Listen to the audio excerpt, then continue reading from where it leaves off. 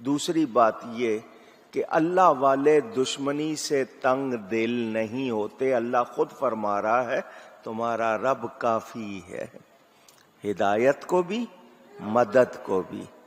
تو اللہ جس کی مدد کرے پھر اس کو کسی گھبراہٹ کی، تکلیف کی، پریشانی کی کیفیت سے گزرنا پڑے گا؟ نہیں. اللہ تعالی کی طرف سے ایمان کی سلامتی رہے، اس سے بڑی کوئی اور بات نہیں. کوشش کیا ہوتی ہے؟ ایمان بگڑ جائے، ہدایت پر نہ رہے، اور اللہ ہدایت پہ رکھے، ایمان کی سلامتی رہے، تو یہ عین سعادت ہے، اس جیسی کوئی اور بات نہیں. مقبولوں کی مدد ہوتی ہے، پیاروں کی مدد ہوتی ہے، اور یہ اللہ تعالی فرماتا ہے. قرآن کریم کو چھوڑ دینا مومن کا کام نہیں ہونا چاہیے. ہر مومن کو روزانہ قرآن کی تلاوت کرنا، ایک آیت کو سمجھنا اور پھر عمل کرنے کی کوشش کرنا، اس میں لگے رہنا چاہیے. روز قرآن پڑھنا چاہیے. کہیے روز قرآن، کہیے گا پھر تو پڑھیے نا. پھر یہی تاکید کر رہا ہوں اور یہی بتایا گیا ہے، ہم سب کو قرآن پڑھنا چاہیے. اور جو گستاخی بے ادبی کریں ان کا کبھی ساتھ نہیں دینا چاہیے. دوست بنانے سے پہلے دیکھیں کہ دوست صحیح ہے یا نہیں، مجرم نہ ہو، ورنہ وہ آپ کا ایمان بگاڑ دے گا. یہ بار بار آپ کو سناتا رہتا ہوں، دوست بنانے سے پہلے دیکھو کس کو دوست بنا رہے ہو، کیا وہ دوستی کے قابل ہے. جان پہچان اور بات ہوتی ہے کہ آپ کسی کا نام جانتے ہیں، اس کو جانتے ہیں، لیکن دوست بنانا، دل میں جگہ دینا، پہلے دیکھنا ہے کہ ایمان والا ہے یا نہیں، مجرم نہ ہو. عقیدہ درست نہیں ہے، کردار درست نہیں ہے تو وہ دوست نہیں. لوگ کہتے ہیں جی یار کی یاری سے غرض ہے. اب یار کو قبول کریں جیسا کیسا بھی ہے، تو غلط کو یار بنائیں گے وہ برباد کرے گا. بری صحبت کا نتیجہ اچھا ہو سکتا نہیں.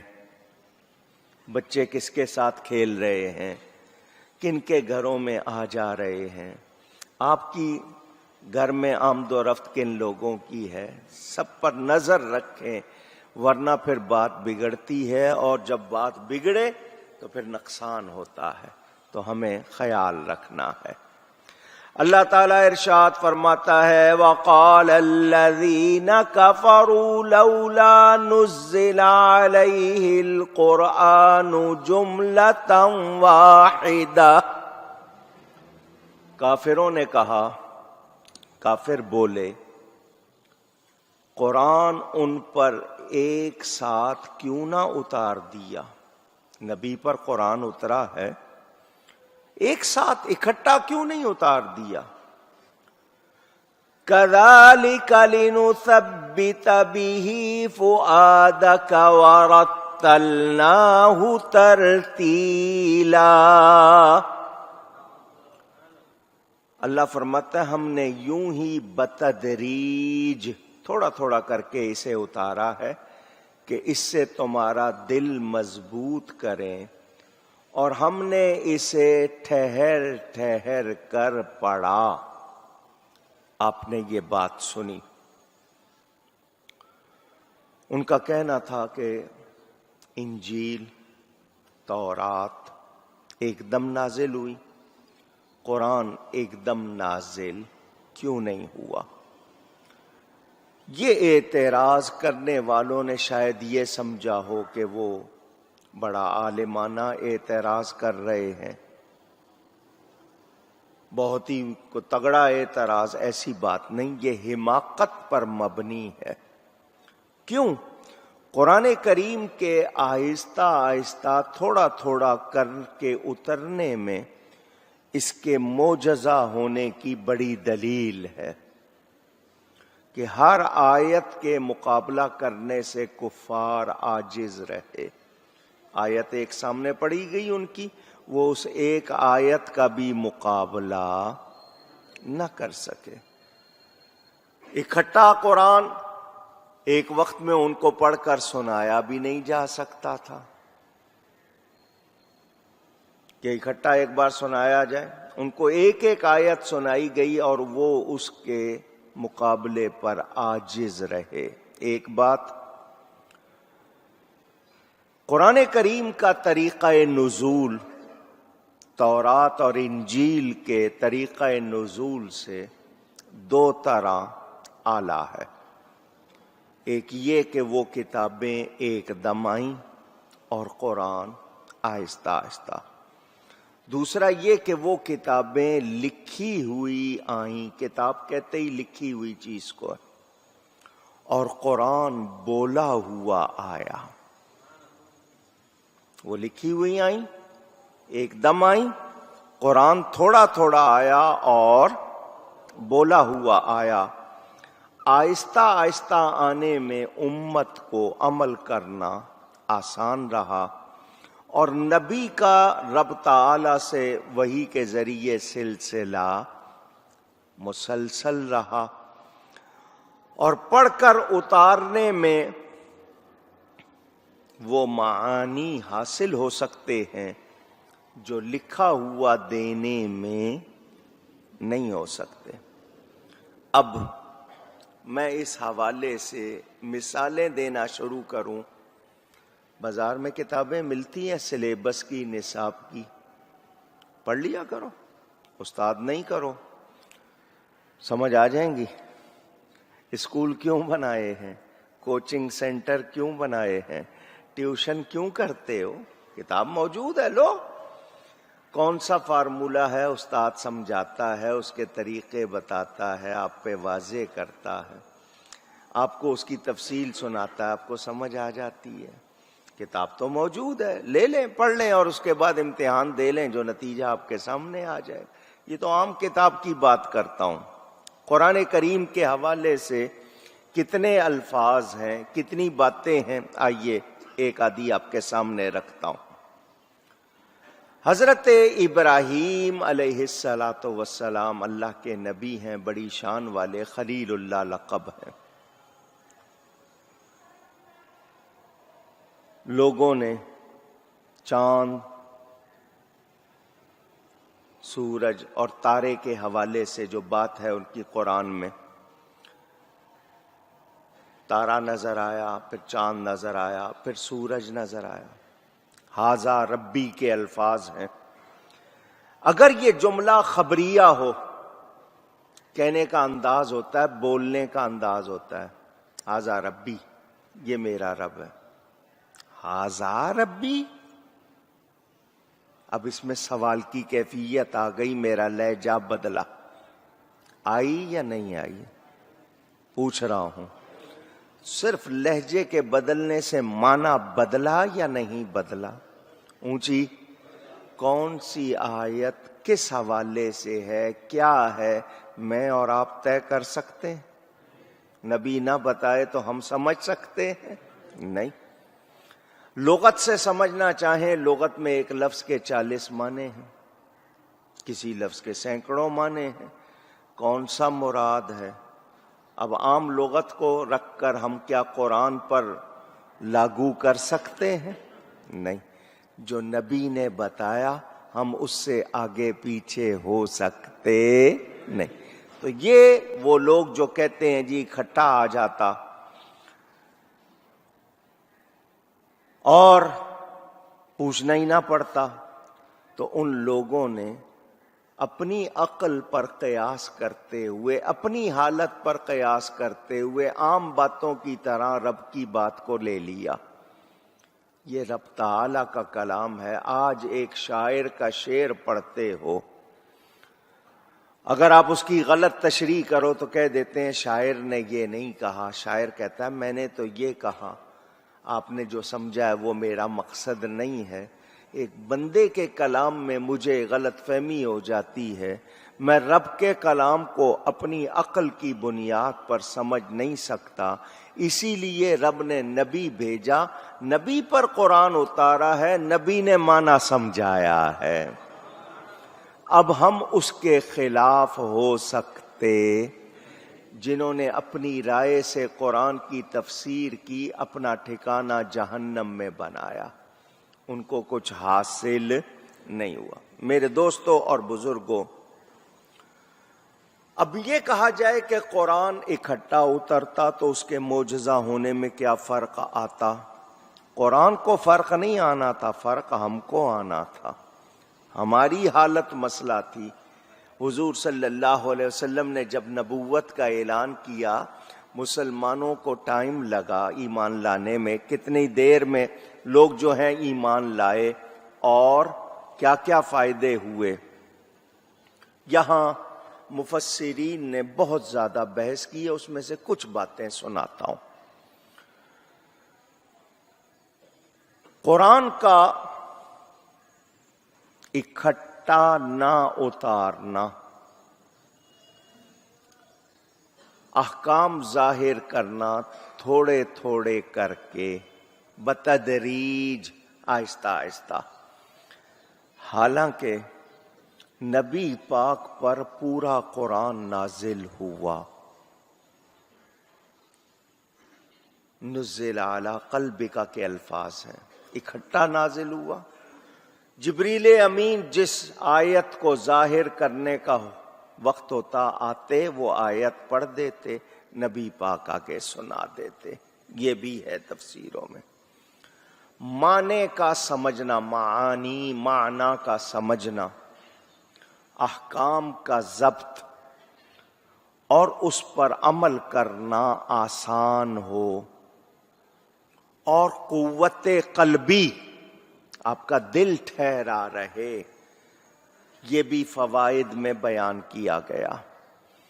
قرآن کریم کا متفرق نزول تھوڑا تھوڑا کرنا، یہ بھی نبی پاک کی خصوصیات میں سے ہے۔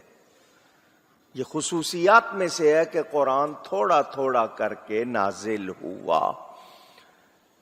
تورات، انجیل یک بارگی اکٹھے نازل ہوئے تو بنی اسرائیل کے لیے پڑھنا، سمجھنا، عمل کرنا دشوار ہو گیا، لیکن قرآن کے معاملے میں ایسا نہیں ہوا۔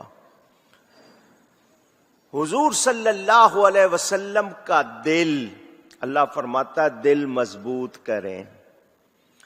حضور صلی اللہ علیہ وسلم کی خصوصیات میں سے ہے کہ ان پر اتنی آیت جتنی آئی، اس کے انوار، اس کے برکات پوری طرح ظاہر ہوں۔ حضور صلی اللہ علیہ وسلم کا اللہ سے قلبی تعلق مضبوط رہے۔ اب یہاں پر سمجھانے والوں نے کہا اکٹھی بارش بہت زیادہ نازل ہو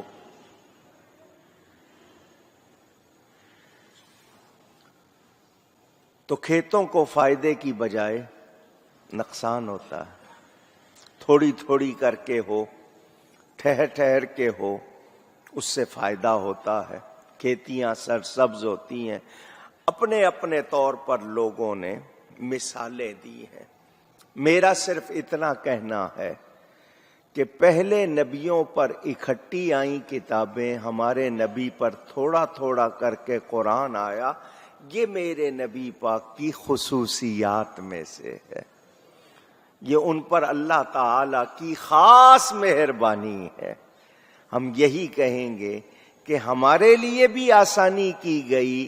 نبی کریم صلی اللہ علیہ وآلہ وسلم نے اللہ کی عطا سے ہم پر مہربانی فرمائی، اور نبی پر اللہ نے جو مہربانی کی اس کا فائدہ بھی ہمیں ہوا۔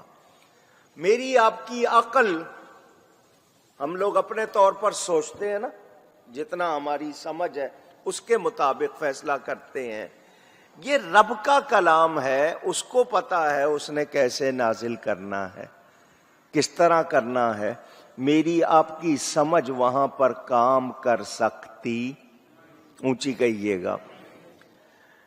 آپ دیکھیں قرآن کریم کے اعجاز پر، اگر میں اسی کو موضوع بنا لوں 2-3 جمعے تو آپ کو پتا چلے قرآن کے حوالے سے، تفصیلات میں جاؤں تو آپ حیران رہ جائیں، کیونکہ یہ میرے نبی پاک صلی اللہ علیہ وسلم کا سب سے بڑا معجزہ ہے۔ قرآن کریم جس معاشرے میں تشریف لائے تھے وہاں کے حالات کو سامنے رکھیں. اچھا، پھر مکہ مکرمہ میں اعلان نبوت فرمایا. شروع کی صورتیں ترتیب میں آپ دیکھیں بہت بڑی بڑی ہیں. سورہ بقرہ 2.5 پارے بھرا ہے. اس کے بعد آپ سورہ آل عمران دیکھیں، پھر سورہ نساء دیکھیں. شروع کی صورتیں طوالت میں ہیں، اس کے بعد تھوڑی ہو جاتی ہے. سب سے چھوٹی سورت سورہ کوثر ہے، 3 آیتیں. انا آتیناک الکوثر فصلی لربک وانحر ان شانئک ھو الابتر. یہ ایک سورت ہے. اور کہاں 2.5 پارے.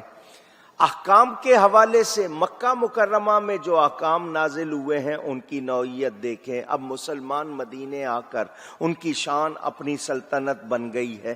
احکام کو دیکھیں. آج اگر کوئی یہ کہے کہ جی اکٹھا کیوں نہیں اترا تو اسے کہیں گے تجھے واسطہ نہیں پڑا، یہ تیرا معاملہ نہیں ہے. نبی کریم صلی اللہ علیہ وسلم کی سیرت طیبہ کو پڑھ تو تجھے یہ راز بھی سمجھ آ جائے گا. ہم لوگ محض اپنی عقل میں جو بھی بات آئے وہ کر دیں تو کتنی اور باتیں آتی ہیں، ان کا ہمیں جواب نہیں ہے، ہمارے پاس جواب نہیں ہوتا. میرے دوستوں اور بزرگوں، تفسیر آج آپ کے پاس اردو میں بھی موجود ہے، عربی میں بھی موجود ہے، دوسری زبانوں میں بھی موجود ہے. فسرا تفسیر یعنی پوشیدہ بات کو کھولنا. آگے تفسیر کا لفظ ابھی آئے گا اگلی آیت میں.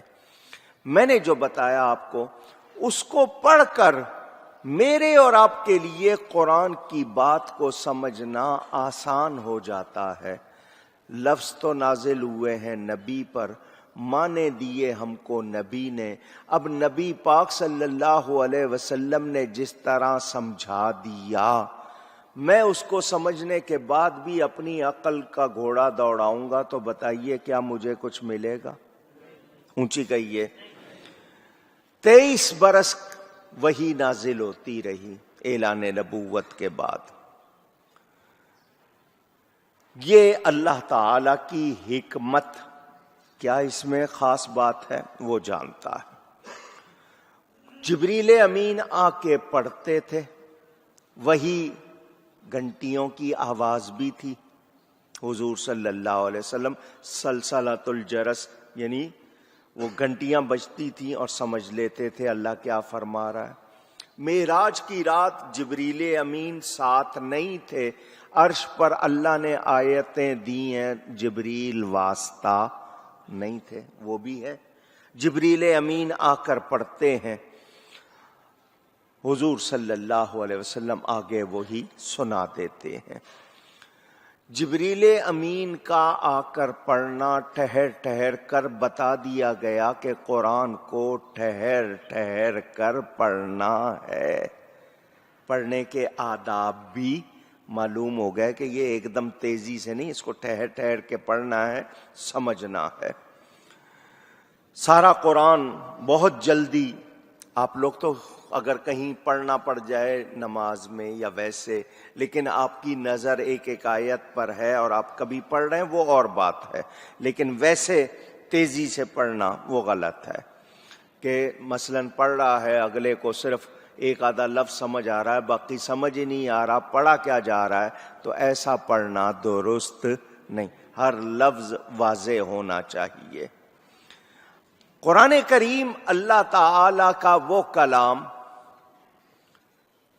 1400 کتنے برس ہو گئے، آج 1439 ہجری بتائی جاتی ہے، تو تقریباً 1450 سال ہو گئے. کوئی ایک بندہ پوری دنیا کا کیا یہ کہہ سکا ہے کہ اس نے قرآن کو پورا سمجھ لیا ہے؟ پوچھ رہا ہوں. بڑے سے بڑا عالم اس نے دعویٰ کیا ہو کہ وہ قرآن کو پورا سمجھ گیا؟ نہیں. آیات محکمات، متشابہات، مقطعات، ان کی آگے ایک تفصیل، کون سی آیت ناسخ ہے، کون سی منسوخ ہے، یہ ایک الگ علم ہے۔ قرآن کریم کو کس طرح پڑھنا ہے وہ بھی ایک فن ہے، علم ہے، لکھنے کے لیے بھی تاکیدیں ہیں۔ میں اور آپ 1400 برس گزرنے کے باوجود یہ کہہ رہے ہیں کہ ہم قرآن کو، کوئی یہ دعویٰ کرے پورے کو پورا سمجھ لیا ہے، ایسا آج تک نہیں۔ 600 جلدوں میں اس کی تفسیر موجود، 600 جلدوں میں۔ اس لکھنے والے نے بھی یہی کہا کہ میں اس کا حق ادا کر سکا نہیں۔ تو کوئی اٹھ کر ایک اعتراض کر دے تو کیا اس اعتراض کی کوئی اہمیت ہوگی؟ اونچی کہیے گا نہیں۔ تو ہم نے دو باتیں جان لیں، اعتراض کرنے والوں کے اعتراض کی اہمیت بھی، اس کی حقیقت بھی کھل کے آ گئی کہ انہوں نے سمجھا تھا کہ ان کے حساب سے ہوگا، تو اتنی سی بات ہے، اس کی اہمیت صرف اتنی ہے کہ انہوں نے کہہ دیا، مگر کیا کہا اب اس کی حقیقت کھل گئی کہ وہ نہایت غیر اہم بات اور نہایت حماقت والی بات کر رہے ہیں۔ انہوں نے قرآن کو سمجھا نہیں، اس میں غور کیا نہیں۔ اللہ تعالیٰ ارشاد فرماتا ہے ہم نے اسے یوں ہی بتدریج اتارا ہے۔ اللہ جانتا ہے کہ اس نے اس کو بتدریج، آہستہ آہستہ، تھوڑا تھوڑا کر کے کیوں اتارا ہے۔ اب اللہ فرما رہا تاکہ تمہارا دل مضبوط کریں، اور ہم نے اسے ٹھہر ٹھہر کر پڑھا۔ اس میں کتنی حکمتیں ہیں، جب پڑھتے جاؤ گے سینے پہ روشن ہوتی جائیں گی۔ شرط پڑھنا ہے، پڑھیں۔ میں اس حوالے سے مزید باتیں بعد میں عرض کروں۔